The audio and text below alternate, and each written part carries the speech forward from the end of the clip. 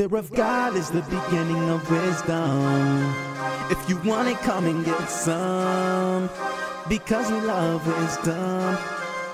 Because we love wisdom. People in every part of the globe are perishing because their judgment is low. From children to teens to elderly folks, this epidemic is incredibly bold. Wisdom is needed to see through the fog. Without it, we'll stumble and cease to the long. You're jumping without something to break and fall if you choose to ignore wisdom's beckoning call. The only people who will lose the war are those who don't know who they're fighting for. You are the only one who can decide your fate. Don't waste your life when you can live inside of grace. If we turn to God and behold His shining face, we will gain traction to run in this human race. Hey, what's going on? JC Johnson here for The Love of Wisdom, where philosophy meets the streets. We're going to be right back with our conversation on the wisdom of indigenism. Fear of God is the beginning of wisdom. If you want it, come and get some. Because we love wisdom. Because we love wisdom. We are back. Thank you for tuning in. This is JC Johnson for The Love of Wisdom, where philosophy meets the streets. And, today we're discussing a little bit of a touchy topic. It's a little bit deep, but I think it's really important. We're talking about the wisdom of indigenism. And by indigenism, I mean indigenous as in indigenous people of the United States. And we're discussing, what does American history mean to them, right? How do they look at this whole thing? We're talking about how the Native Americans were, as it said, native. They were the first people here in this country, and because of colonization, they were actually overthrown from their own areas, right? They were basically conquered and scattered out throughout the United States, and the impact of that can still be felt in the Native American community to this day. And I think that that's why it's so important that we talk about this. So before the break, one thing that we were talking about is how suicide rates among Native Americans and Alaska Natives is higher than any other people group in the U.S. And that's major. I think that there's no coincidence that that's what it is. Because if you think about it, right, every cause has an effect. And the causes of colonization, I think, had a major impact. So right here, it says that among American Indians and Alaska Natives, suicide rates peak during adolescence and young adulthood. Then they decline. This is a very different pattern than the overall age pattern in the United States. According to The Conversation in 2015, again, it says American Indians had the highest suicide rate of any other ethnicity, and almost 12% of the deaths among Native Americans and Alaska Natives are alcohol related. That's more than 3 times the percentage in the general population. This is according to a new federal report. So not only is the suicide rate higher, but also alcoholism, right, and alcohol related death. So that can be considered another form of suicide. But if you think about this, right, people who are prone to alcoholism, to substance abuse, dependency on narcotics and things like that, what usually happens? Usually is after something traumatic happens. There are many people who turn to illegal substances or even legal substances in order to deal with some of the pain that they're facing.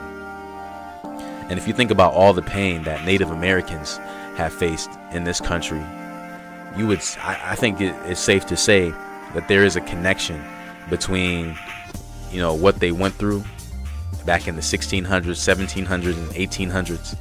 There is a connection between that and what's going on with Native Americans to this day. It's really important that we don't overlook that.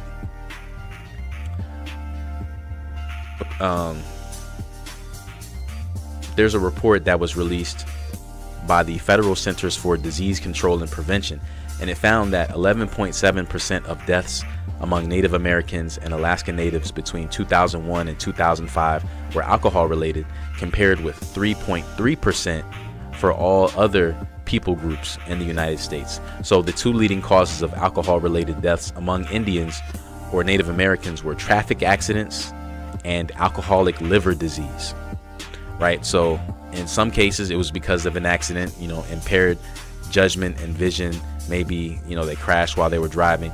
But the other one is that they just killed themselves by killing their liver, because the liver can only take but so much alcohol, and this is pretty serious. And I think that it's important that we don't overlook the seriousness of it. As I mentioned before the break, there is a book called An Indigenous People's History of the United States. It's written by Roxanne Dunbar Ortiz, and this is a really good book. It has some great insights, I think, that we can really glean from, and we're gonna take a look at that now and discuss it a little bit more after the break. But I think that the importance of this book is to say American history as you know it is not the full story. There's more to it. Just as African American history is so important as we speak about people from African ancestry, their experiences in the United States, which are not often told.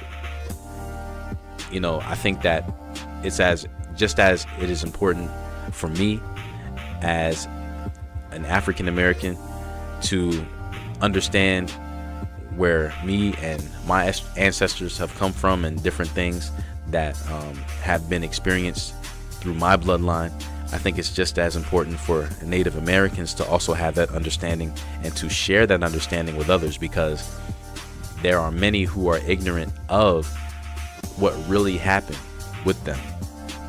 And if you think about it, this is a people group that was basically made to be strangers in their own land, and the impact of that has to be severe. There's no way around that. So we're going to take a look at this article or this excerpts from this book, An Indigenous People's History of the United States by Roxanne Dunbar Ortiz. And let's see what we can learn from this, because I think that this is really good. It's really important. It says, I've come to realize that a new periodization of U.S. history is needed that traces the indigenous experience as opposed to the following standard division: colonial, revolutionary, Jacksonian, Civil War and Reconstruction, Industrial Revolution and Gilead Age, overseas imperialism, progressivism, World War I, Depression, New Deal, World War II, Cold War, and Vietnam War, followed by contemporary decades. So, what she's saying here is, we have all of these different time periods of history, and this is what is, typically taught in the United States. We spend a lot of time discussing the colonial period, the revolutionary period, World War I, World War II. We discuss all of these different time periods, but what is often left out is the fact that the Native Americans were here first, before any of that took place. So their history is not only equally important, but maybe more important as we're talking about American history, because without them being the original inhabitants of the land, then what is American history? So one thing that Miss Dunbar Ortiz said here is that she said, I also wanted to set aside the rhetoric of race, not because race and racism are unimportant, but to emphasize that Native peoples were colonized and deposed of their territories as distinct peoples, hundreds of nations, not as racial or ethnic group.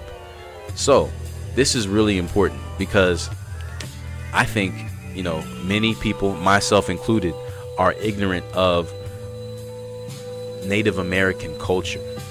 Now, the Native Americans, they didn't just see themselves as one large group, right? They saw themselves as different nations. they saw themselves as different, tribes, or a better word, just, people groups, right? They didn't necessarily see themselves as one big unit. So that's like, saying that all Europeans are the same. But no, Europeans would say, no, we're not all the same. Some of us are Germans, some of us are Polish, some of us are French. We're from all over, and we have different countries, we have distinct cultures, we have different foods that we like, we have different experiences, we have different accents, we have different languages. And it was the same with Native Americans. They had different languages, different just totally different ways of life. So that's important to remember. We can't just lump them in all as one, as we commonly do. But more on that after this. You are listening to North Coast Underground, where the underground starts with you, JC Johnson, For the Love of Wisdom, where philosophy meets the streets. All right, welcome back. You're listening to For the Love of Wisdom, where philosophy meets the streets. And I'm your host, JC Johnson. And we are right here on North Coast Underground, where the underground starts with you. Today we are discussing indigenism. We're discussing the wisdom that can be gleaned from understanding what the Native Americans or indigenous people of the United States went through and how that affects us and them today. So one thing that we've been looking at before the break, we just took a look at a book by Roxanne Dunbar Ortiz, and it's called An Indigenous People's History of the United States. This is something that I read recently, and I thought it was really impactful, and that's why I wanted to share it with you today. And you know that you can get this as an audiobook, and you can actually download it for free. Just go to audibletrial.com/lovewisdom, and you'll actually be able to download that for free, and you'll be able to hear it in audiobook format and just learn what we're talking about today. I think it's a really important book, and it's something that everyone should read. So again, you can get that audibletrial.com/lovewisdom and download it for free. So one thing that she says here too is she says that historian David Chang has written about the land that became Oklahoma, and he applies this to the whole United States. It says nation, race, and class converged in land. And it says everything in U.S. history is about the land, who oversaw and cultivated it, fished its waters, maintained its wildlife, who invaded and stole it, how it became a commodity or real estate, broken into pieces to be bought and sold on the market. This is important, something that we definitely have to be mindful of. It says U.S. policies and actions related to indigenous peoples, though often termed racist or discriminatory, are rarely depicted as what they are.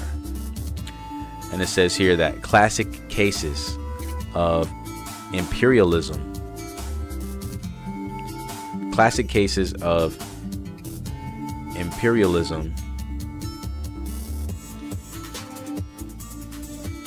are further discussed in the book as well. Sorry about that, just was distracted by something for a second here.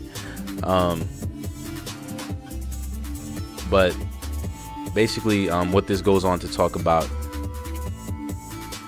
anthropologist Patrick Wolf is quoted here as saying, "The question of genocide is never far from discussions of settler colonialism. Land is life, or at least land is necessary for life." Land. It's all about the land. So regardless of what people might think about why certain people invade one nation or another or try to take over a particular territory, it's really about the land. Because without the land, what other motivation does someone have to go and overthrow another people group?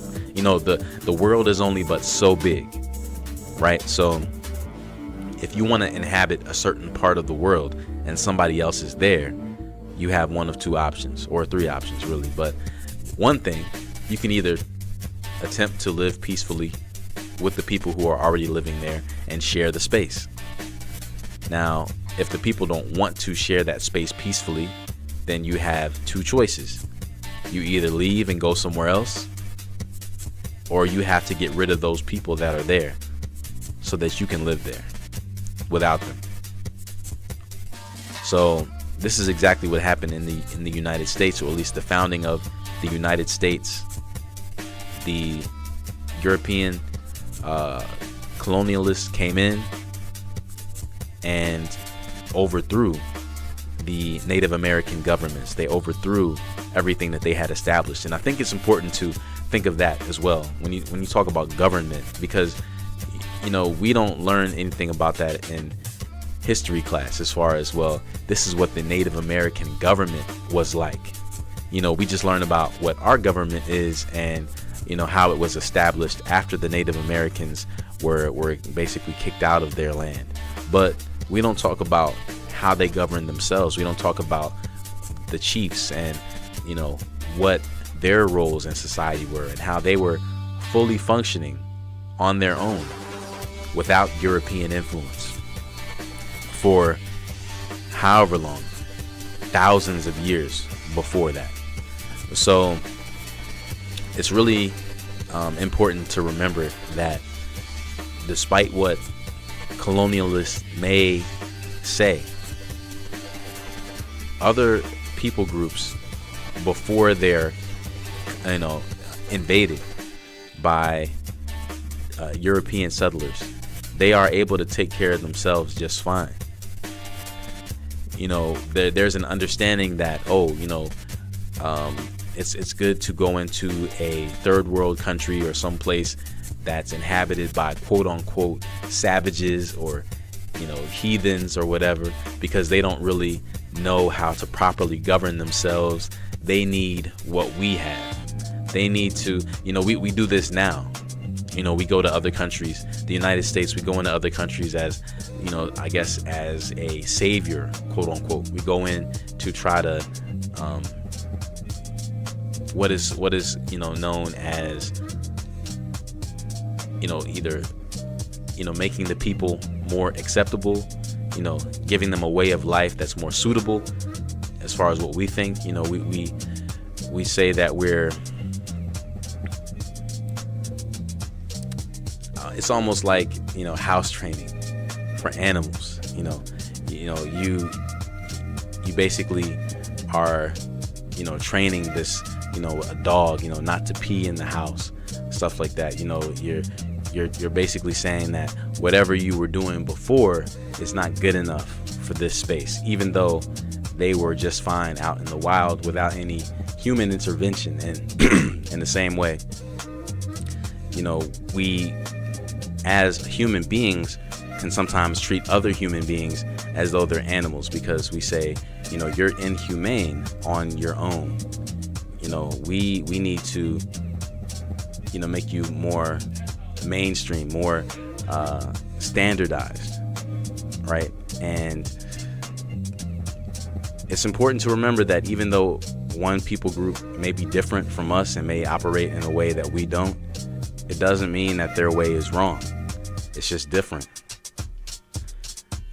But what happened here, basically with the Native Americans, is it was said, whatever you believed before, whatever you were doing, it really doesn't matter, because we have our way of doing things. And if you can't roll with that, we're going to have to get rid of you. And that's what happened. Of course, there is a remnant of Native Americans to this day, but the number is far smaller than what it was, back in the 16 and 1700s when they inhabited the entire land. One thing it says here in the book, it says Woody Guthrie's "This Land Is Your Land." You remember that song, "This land is your land, this land is my land," right? So it says this song celebrates that the land belongs to everyone, reflecting the unconscious manifest destiny we live with. But the extension of the United States from sea to shining sea was the intention and design of the country's founders. Free, quote unquote, free land was the magnet that attracted European settlers. Many were slave owners who desired limitless land for lucrative cash crops. And after the War for Independence, but preceding the writing of the U.S. Constitution, the Continental Congress produced the Northwest Ordinance. And, it goes on to talk about how this British protected Indian territory, which was known as Ohio country, on the other side of the Appalachians and Alleghenies. At that time, it says Britain had made settlement there illegal with the proclamation of 1763. Now, of course, things changed. They were able to get around that, and this country is as we know it today. And one thing I really like about this book is, as the book itself says, it's an attempt to tell the story of the United States as a colonialist settler state, one that, like colonialist European states, crushed and subjected the original civilizations and the territories that it now rules. But more on that after this. You're listening on North Coast Underground, where the underground starts with you. And this is JC Johnson for the Love of Wisdom, where philosophy meets the streets. What's going on? JC Johnson here for the Love of Wisdom, where philosophy meets the streets. And you're listening on North Coast Underground, where the underground starts with you. We are back, and we are continuing our discussion on indigenism, the wisdom of indigenism. What can we learn from Native Americans and all that they've been through, and basically what they still go through in the United States present day? We took a look at a lot of information, a lot of statistics as it relates to Native Americans in the U.S. And it's all sobering, I guess, to think about what really did take place in this country. When we think about the origins, we started the show by discussing the origin of Thanksgiving, right? And how it's not such a happy holiday that we may think it is, as far as this big feast where the Pilgrims and the Native Americans came together and enjoyed turkey and candied yams or whatever. But it was a really sobering occasion. Yes, they did share meals together from time to time, but ultimately there are some heavy origins here, some things that people don't really like to talk about now, because to talk about it would be to admit that the United States, the way that it was founded, it was all done illegally. And when you think about that, and you think about how people were displaced, how they were kicked out of their own land, basically forced to live on reservations now, it doesn't seem right. Now, there's been a lot that has gone on in the United States that isn't right, from the European colonists coming over to take over land that rightfully belonged to the Native Americans, from that to the transatlantic slave trade, kidnapping Africans, bringing them over to the United States against their will, forcing them to work in order to build up the United States. From that to discrimination against tons of different people groups that came to the United States, to Japanese internment camps during World War II, which was basically like concentration camps for the Japanese, and that was right here in the United States. There's been a lot of shady stuff that has happened in this country, and because of that, there are some mixed feelings people have about certain people. There's a lot of mistrust in this country. There's a lot of just negativity as a result of all of this, and to sweep it under the rug and pretend like it didn't happen is not helpful. It's really not helpful, because it is serious. It is serious what has taken place, and we can't make light of it. We can't just wish it away. It is a part of American history. It is a part of United States history, and it's a part that we cannot pretend that doesn't exist. It's here, and we have to deal with it. So that's what we're talking about today. and I think that it's fitting, of course, during the holiday season, for us to be able to talk about stuff like this, and just to spark the conversation, really, because maybe for you, maybe this is something that you haven't really thought too much about, or maybe something you wanted some more information about. So I think it's a great place to start. There's some quotes here that I think are really good, and it speaks about this whole issue that we're talking about now. One here is from Colson Whitehead, and it says, "America, too, is a disillusion, the grandest one of all. The white race believes with all its heart that it is their right to take the land, to kill Indians, make war, enslave their brothers. This nation shouldn't exist if there is any justice in the world, for its foundations are murder, theft, and cruelty. Yet here we are." And that's a sobering statement there. And it really speaks to the fact that, there was a lot of wrong done. There was a lot of illegal activity that did take place when it came to founding this nation. And it's something that we can't overlook. But again, as I said at the beginning of the show, there is some hope here still. So this is not just a show to bring you down or make you feel bad about, the origins of the United States, but there is light at the end of the tunnel. Here's a quote from Amy Bloom, and it says, "People tend to forget that in our country, we'd pretty much all be immigrants, except for the Native Americans." And that's true, right? Everyone from Europeans to Africans, Asians, Hispanics, everyone came here from somewhere else, whether by choice or by force.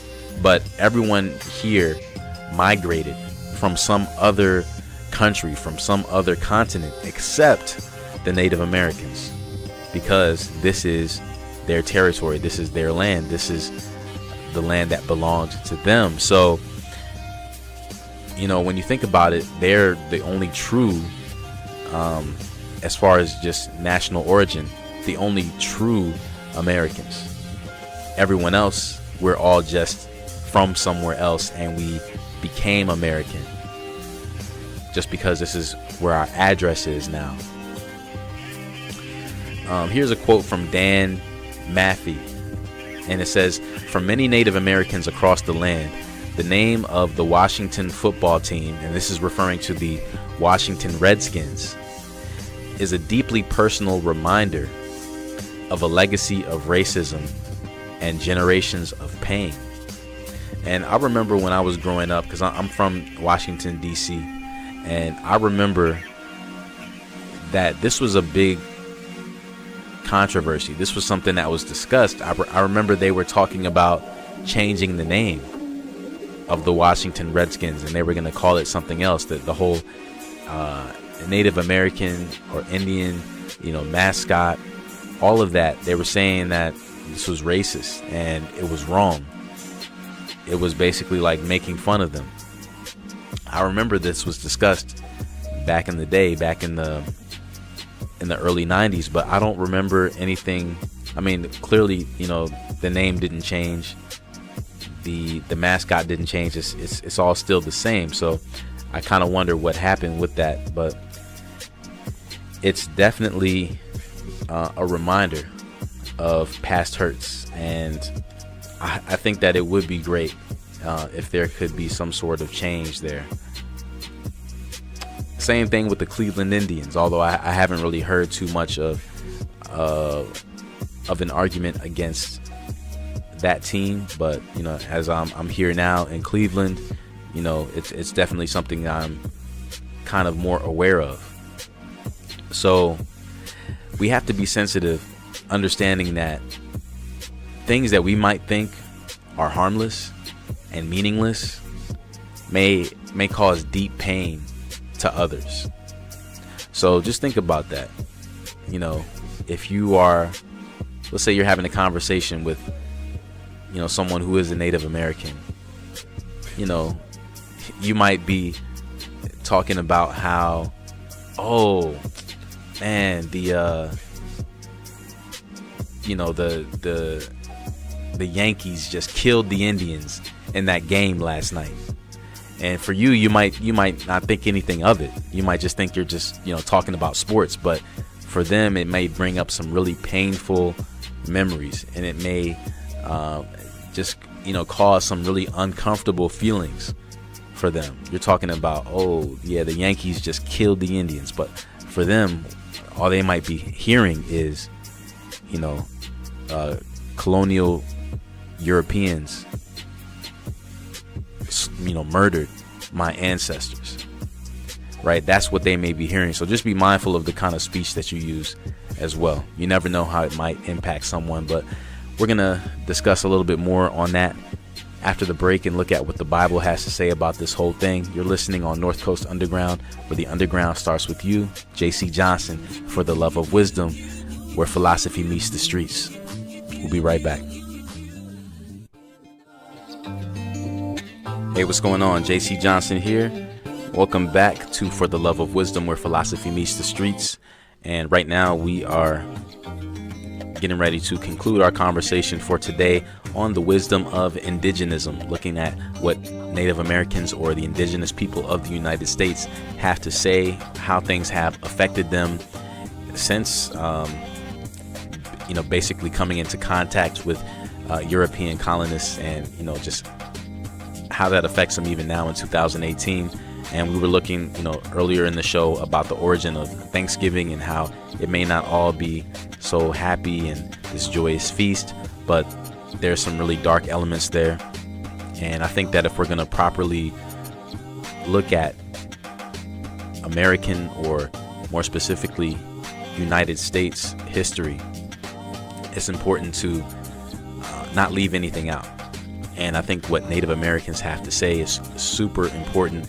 That's why the book of this week is from Roxanne Dunbar Ortiz, An Indigenous People's History of the United States. And you can download that audiobook if you want to listen to it in audiobook format. You can get that for free. Just go to audio or audibletrial.com/lovewisdom. audibletrial.com/lovewisdom. You can go there and download it for free. It's a book that I've been reading. I think it's really powerful, and I would definitely recommend it to everyone. Even if you're not someone who's into history. I tell this to people all the time. Some people say, well, I'm just not really a history buff. I'm not really someone who likes history. But whether you like history or not, it's just a wise thing to do to have an understanding of history, right? You need to know about what happened yesterday so you can understand what's happening today. It's really important. But we're going to take a look right now and see what the Bible has to say about what we've been discussing today. Because at the end of all of this, there is a light at the end of the tunnel. Several people groups, if not all people groups, at one point in time have been discriminated against, have been the minority in different societies, in different time periods. And everyone has gone through, something difficult, something horrendous. And it causes them to look at others in a certain way. But one thing that the Bible talks about, in spite of all of the disunity and negativity between people groups here in the US and around the world, the Bible says that ultimately, one day all different types of people groups are going to come together in unity, because there's one unifying factor, and that's the Lord, right? So because God is sovereign over all people, He is the one that can really bring all people together. He's the one that can bring, Jews and Germans together. He's the one that can bring Native Americans or even African Americans and European Americans together. He is the one that can cause, Japanese Americans who were once in internment camps during World War II, he can cause them to be in unity with those who had held them in captivity.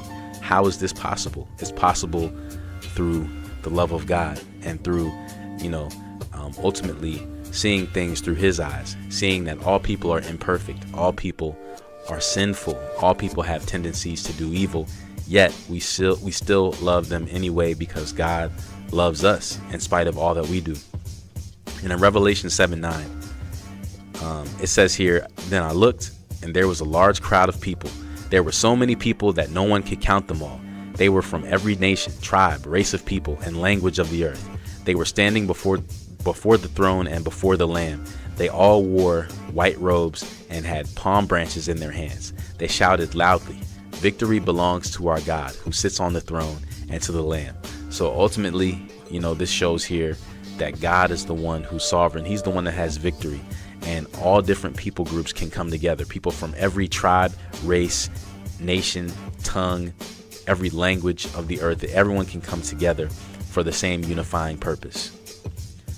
Because despite the oppression you may be experiencing from a people group here on earth, that people group is still subject to God. They still have to stand before God. They still have to give an account to him. So no matter what anyone else does to you, just remember that they're not going to get away with it, right? Because at the end of the day, God has the final say. Romans chapter 10, verses 11 through 13, it says that anyone who trusts in God will never be disappointed. It says this because there is no difference between those who are Jews and those who are not. The same Lord is the Lord of all people, and he richly blesses everyone who looks to him for help. Yes, everyone who trusts in the Lord will be saved. And again, this is a promise that no matter who you are, where you've come from, what color your skin is, what kind of culture you are a part of, if you call out to God, you will be saved. Exodus chapter 22 verse 21 says, "Remember, in the past you were foreigners in the land of Egypt, so you should not cheat or hurt anyone who is a foreigner in your own or in your land," right? And this really speaks to just even what happened here in the United States. This is something that as opposed to the Native Americans not taking care of foreigners in their land, according to this, and what happened to them, it was foreigners that came in and took them over, hurt them, cheated them, right? But at the end of the day, we still see unity in times, between Native Americans and others who have hurt them. And it can be the same with any people groups, right? But all it takes is an understanding that everyone is in need of grace. Everyone is imperfect. But we're going to discuss that later. J.C. Johnson for the Love of Wisdom. See you next time. Fear of God is the beginning of wisdom.